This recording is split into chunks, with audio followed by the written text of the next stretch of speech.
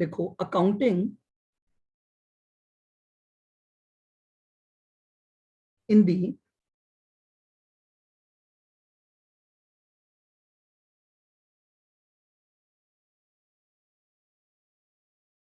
Books of hire purchaser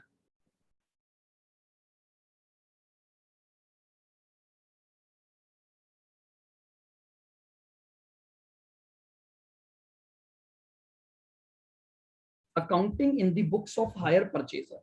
अब hire purchaser इसकी accounting को कैसे करेगा? देखिए, up to the date of default तक तो कोई दिक्कत नहीं है। जब तक डिफॉल्ट नहीं करोगे तब तक की अकाउंटिंग तो सेम रहेगी।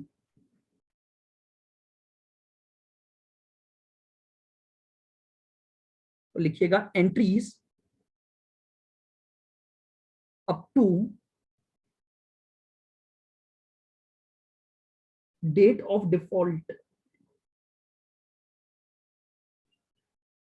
Entries up to date of default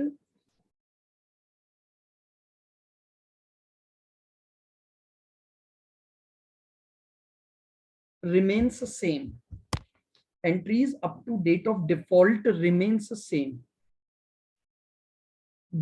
जब तक डिफॉल्ट की डेट नहीं आ जाती है तब तक की हायर परचेजर की जो एंट्रीज हैं सारी सेम रहेंगी।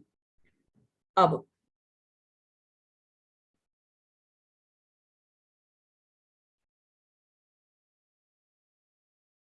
Entry for goods रिपोजेस्ड,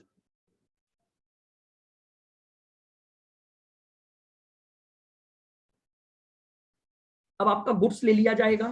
higher purchaser से आप गुड्स को ले लोगे तो एंट्री क्या बनेगी?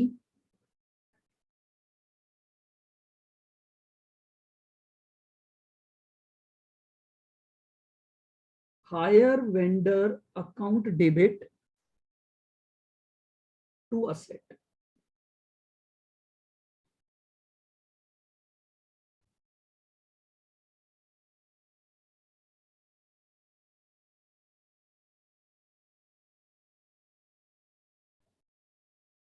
Agreed value by hire vendor. Hire vendor जिस एग्रीड वैल्यू पर आपकी असेट लेकर गया है, आप हायर वेंडर को डेबिट कर दोगे क्योंकि अभी तक वो आपका क्रेडिटर चल रहा था, और असेट की वैल्यू को आप कम कर दोगे।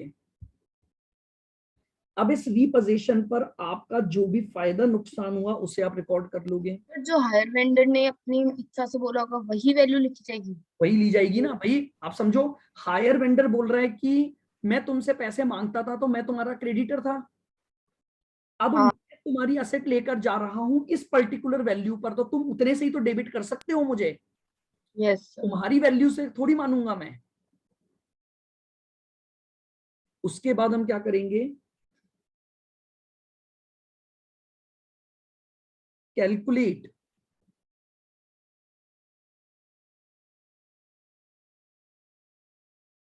Profit oblique loss, calculate profit oblique loss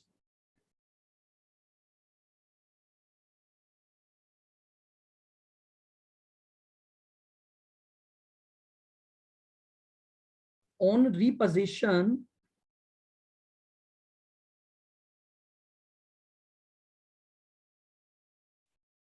of asset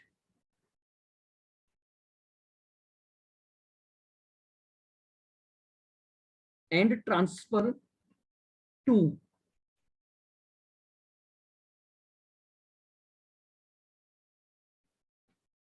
profit and loss account।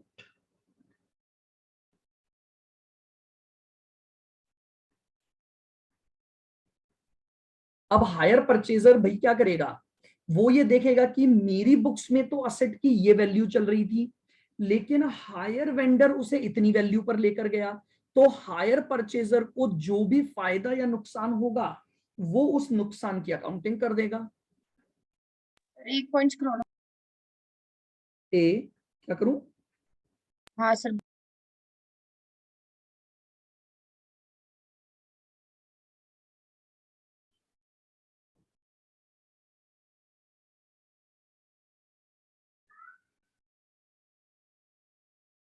If loss on reposition हुआ है,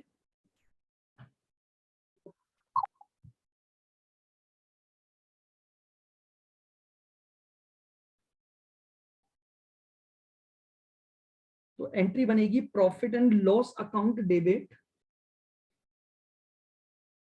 टू असेट, असेट।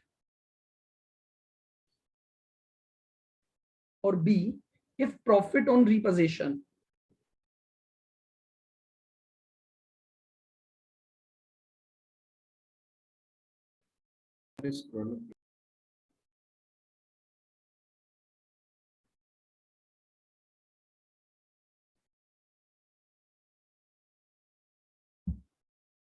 और अगर आपका रिपोजिशन पर प्रॉफिट हुआ है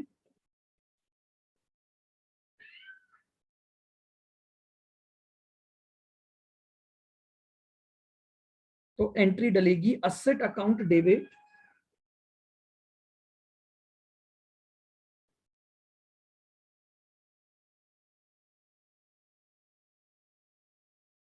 to profit and loss account, asset account debit to P and L account.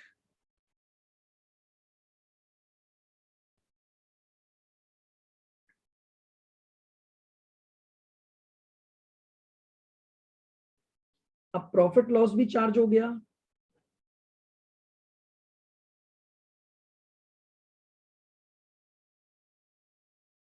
asset account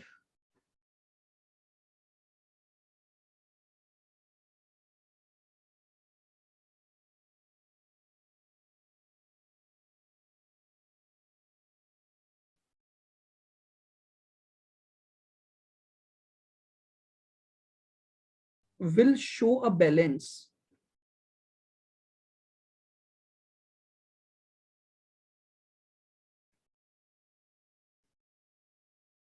which indicates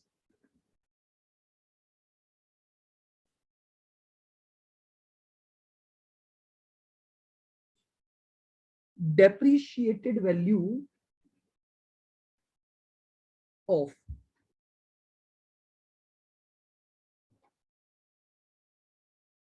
assets not repossessed।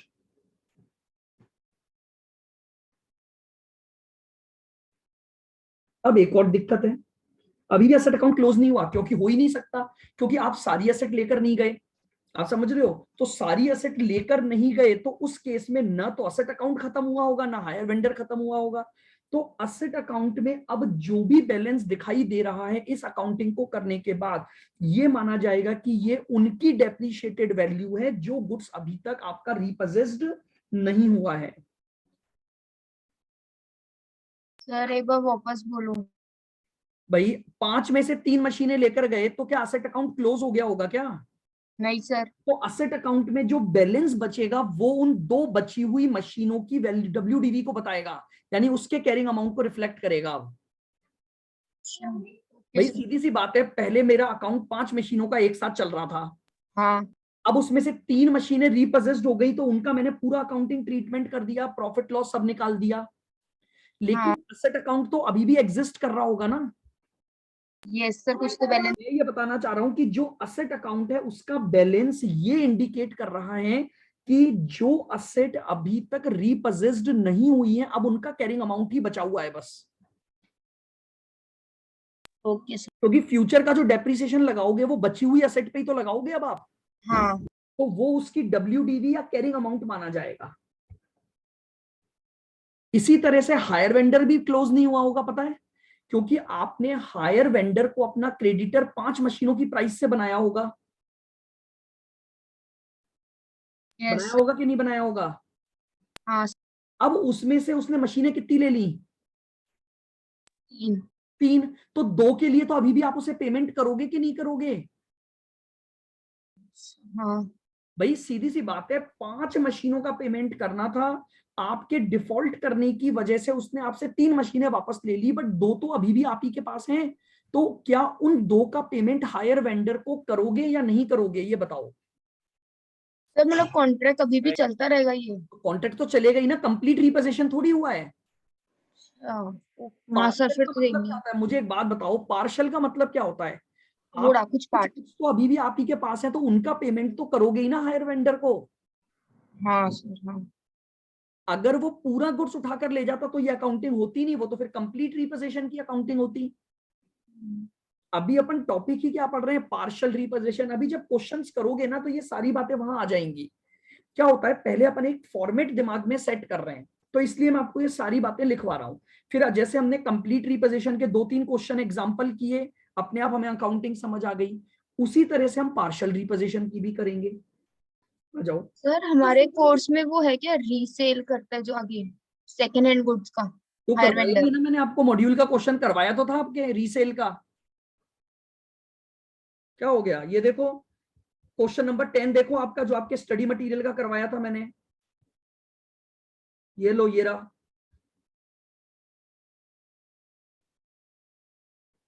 Question number 10, CMA study material का illustration number 7। इसमें रीपोजेस्ड का account बनाया है मैंने, और उसको सेल करके प्रॉफिट लॉस निकाला है। Okay sir. तो पढ़ा रहा हूं वो सब है आपके सिलेबस में, आप टेंशन मत लो।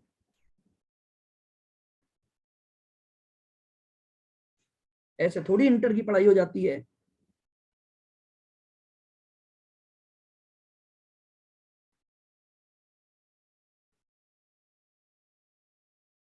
Higher vendor account will show a balance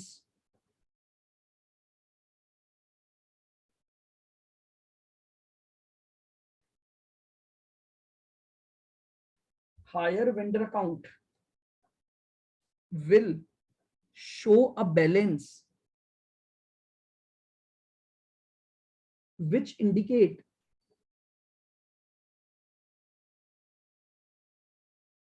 which indicates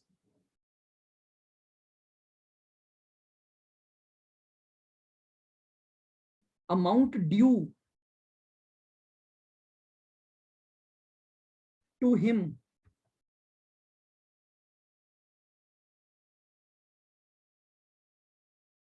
for goods not repossessed.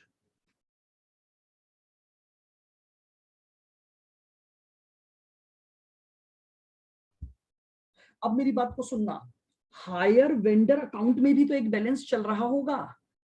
तो हायर वेंडर अकाउंट में जो बैलेंस चल रहा है वो ये इंडिकेट करेगा कि जो गुड्स अभी तक रीपोजेस्ड नहीं हुए हैं उनका ड्यू अमाउंट कितना बचा हुआ है। यानी उन गुड्स के रेस्पेक्ट में अब आपको हायर वेंडर को क्या पे करना है। बात समझ आई। इस बार दोनों अकाउंट कंटिन्यू चल रहे हैं, दोनों अकाउंट क्लोज नहीं हुए। तो असेट अकाउंट तो ये शो करेगा कि जो असेट अभी तक रीपोजेस्ड नहीं हुई है उनकी क्या बुक वैल्यू चल रही है, ताकि फ्यूचर का डेप्रिसिएशन उसके अकॉर्डिंग चलेगा। और हायर वेंडर अकाउंट में भी एक बैलेंस बचेगा, क्लोज तो इस बार वो भी नहीं हुआ। तो हायर वेंडर अकाउंट में जो भी बैलेंस बचेगा वो ये इंडिकेट करेगा कि जो गुड्स अभी तक रीपोजेस्ड नहीं हुआ है उसके रेस्पेक्ट में अब आप हायर वेंडर को क्या दोगे, या हायर वेंडर आपसे क्या मांगेगा। तो ये तो थी accounting in the books of hire purchaser.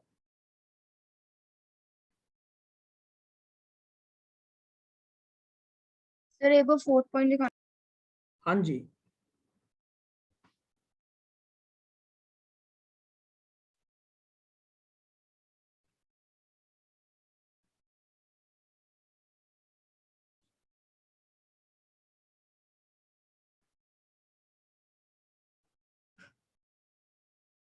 Accounting in the books of hire vendor.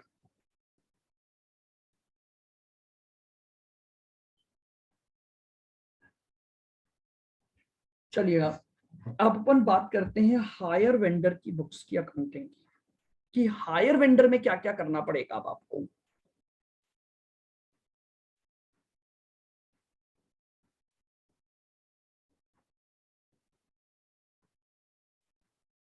Entries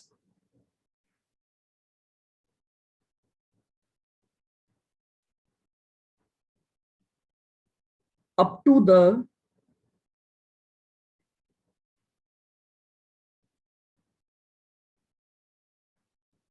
up to the date of default remains same.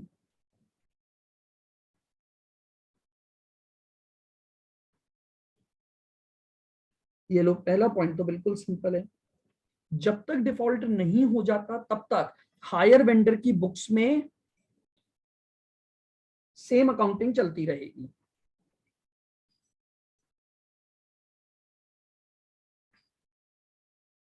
Entry for goods repossessed,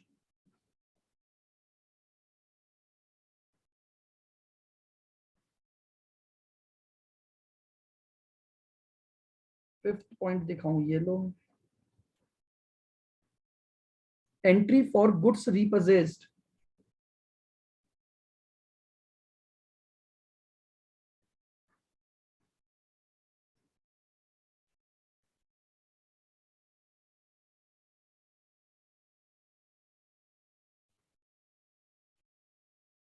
goods repossessed account debit to hire purchaser.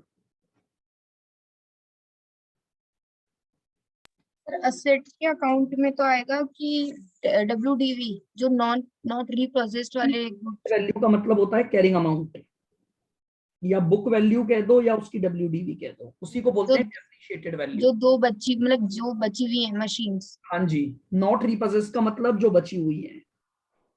और बाकी vendor के account में उस उतने amount का भी payment बचा हुआ है कि बिल्कुल, करना है। उसको पेमेंट करना जितना बाकी है। Okay। ठीक है, तो एंट्री फॉर गुड्स रिपोजेस्ड हो जाएगी goods repossessed account debit to hire purchaser account. क्या हायर परचेजर अकाउंट क्लोज हो गया होगा क्या? सर नहीं हुआ होगा। लिखो, hire purchaser account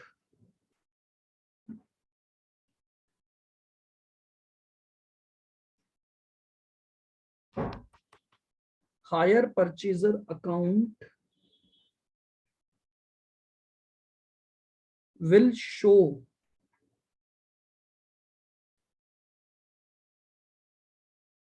a balance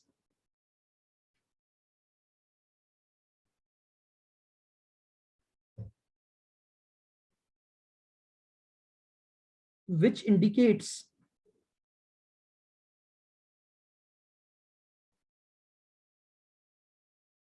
the amount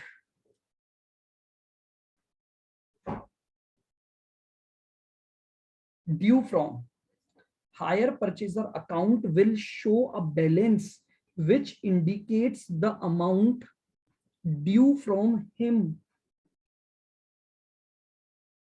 for goods not repossessed।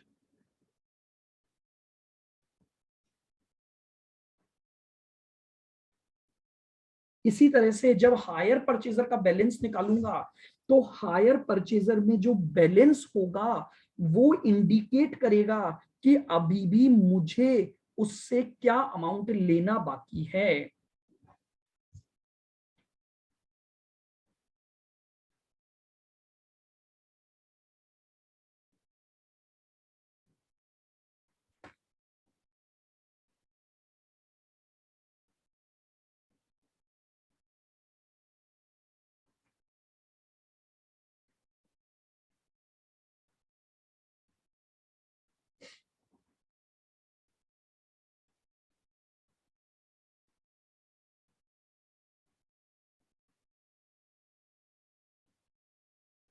ये लीजिए, ये आपके पास अकाउंटिंग हो गई इन the books of hire vendor. तो एक बार वापस से समराइज करते हैं। जब पार्शियल रिपोजिशन होगा तो पार्शियल रिपोजिशन में पहले दो वर्किंग करनी पड़ेगी, एक वैल्यू एज पर हायर परचेजर और एक वैल्यू एज पर हायर वेंडर। जब आप ये दोनों अकाउंटिंग कर लोगे, दोनों वर्किंग कर लोगे तो प्रॉफिट लॉस आ जाएगा, और प्रॉफिट लॉस आने के बाद आप दोनों पार्टीज की बुक्स में क्या करोगे? अकाउंटिंग करोगे। आइएगा। लास्ट पॉइंट दिखाने में। हाँ जी, एक एग्जाम्पल लिखते हैं पहले अपन।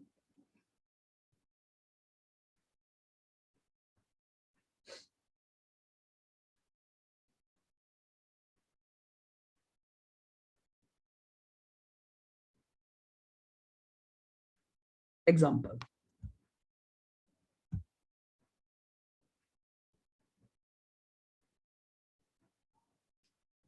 करूँ स्टार्ट? तो विच इंडिकेट्स के बाद क्या लिखा है? Which indicates the amount due from him, उससे कितना अमाउंट बनता है ये बताएगा वो। ठीक है, आइए लिखो,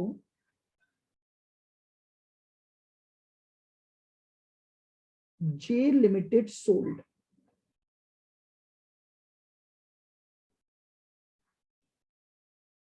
3 vans.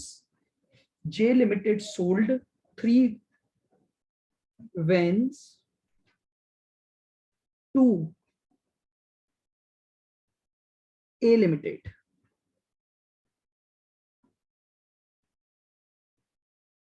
on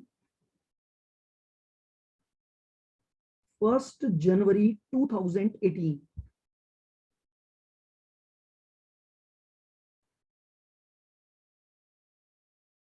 On hire purchase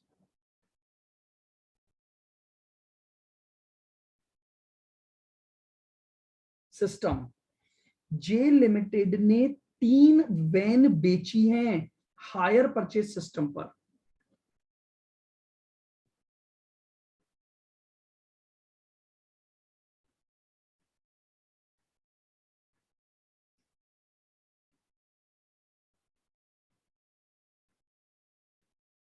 The price of each van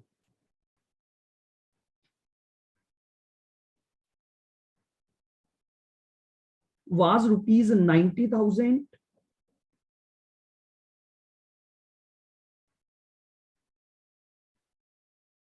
Payment of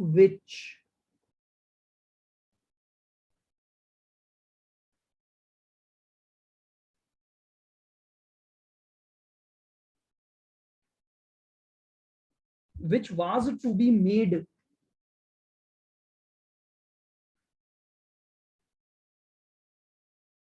as follows.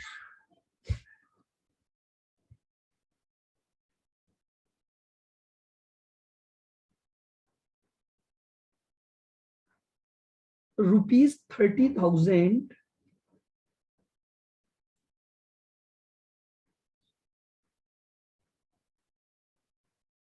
as a down payment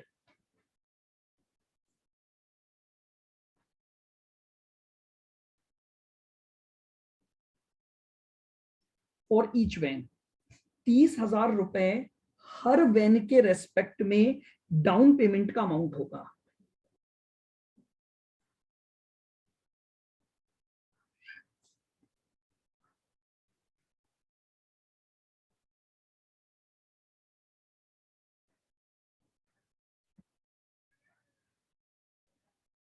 remaining amount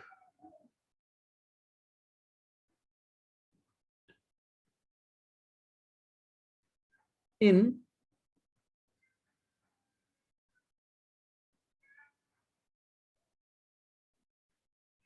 3 annual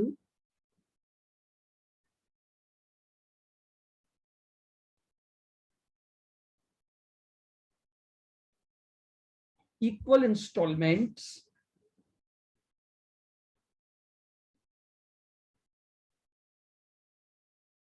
along with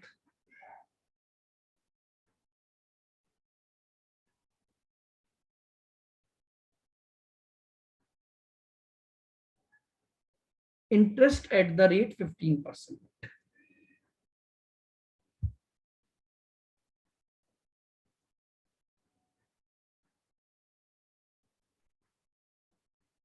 A Limited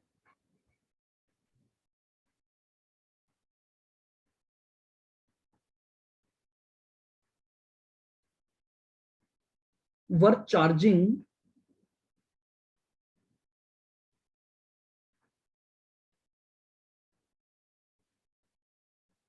depreciation at the rate 20% on WDV.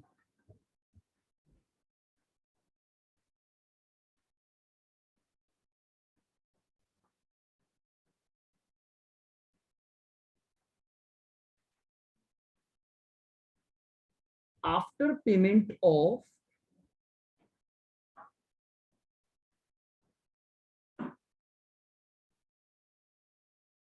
first installment, A Limited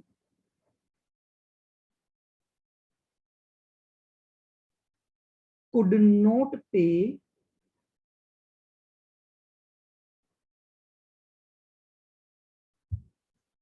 further installments.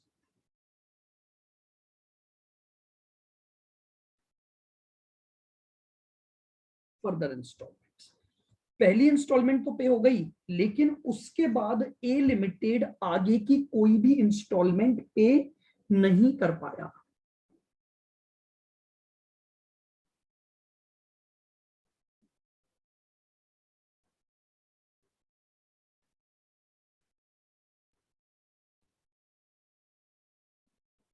It was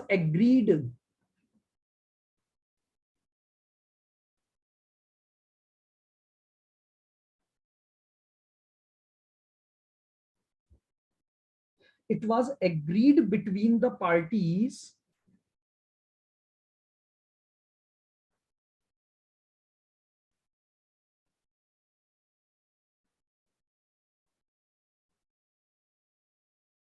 for repossession of two vans.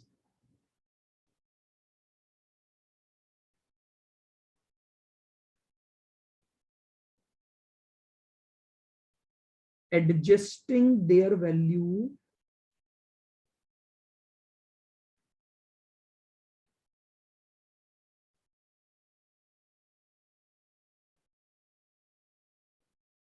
against the amount due.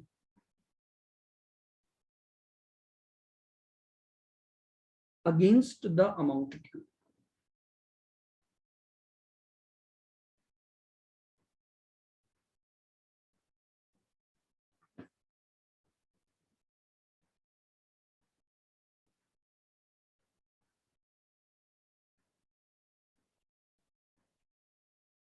For the purpose of repossession,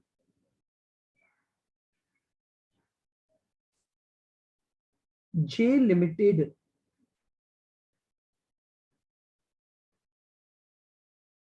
charged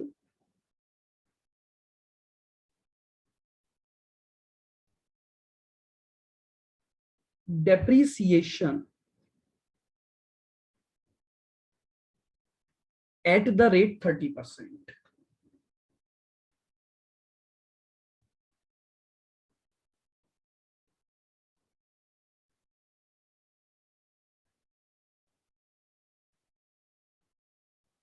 Repossessed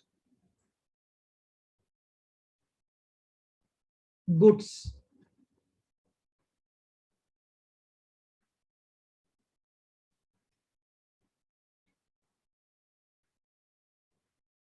were repaired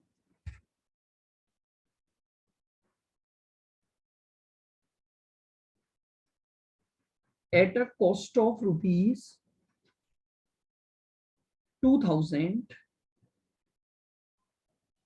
and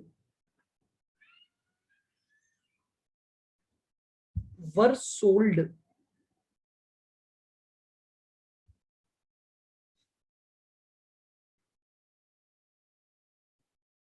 for rupees 92,000.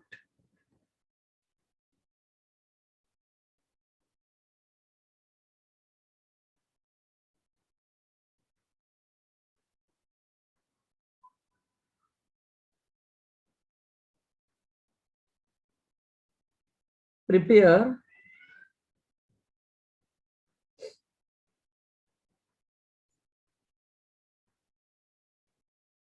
Necessary accounts,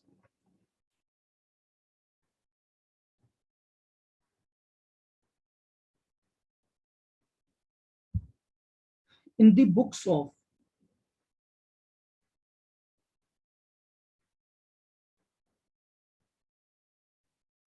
both parties। 92,000 में दोनों को बेची है क्या? हाँ जी,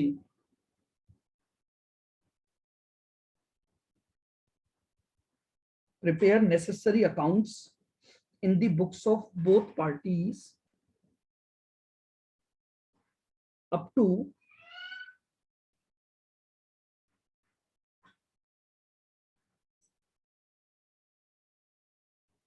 31st December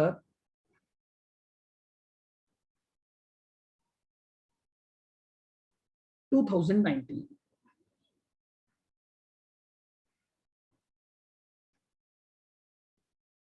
2019 तक 2 साल का अकाउंट बनाना है, जब तक डिफॉल्ट हुआ और गुड्स का रीपोजीशन हुआ वहां तक की अकाउंटिंग आपको दिखानी है। कंप्लीट क्वेश्चन मैंने ले लिया। कंप्लीटली हमारे पास जो हायर परचेजर है उसके अकाउंट बनेंगे, जो हायर वेंडर है उसका भी हम पूरी बुक्स को कवर करेंगे।